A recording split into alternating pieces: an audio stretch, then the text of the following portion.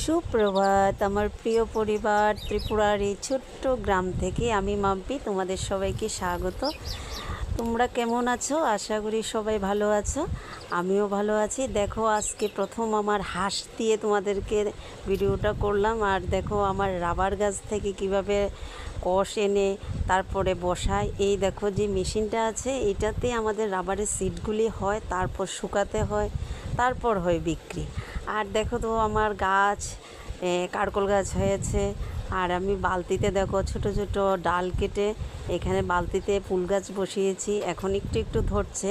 ছাগলের জন্য জানো তো কিছুই হয় না আমার বাড়িতে, তার জন্য বালতিতে উপর করে বসিয়েছি।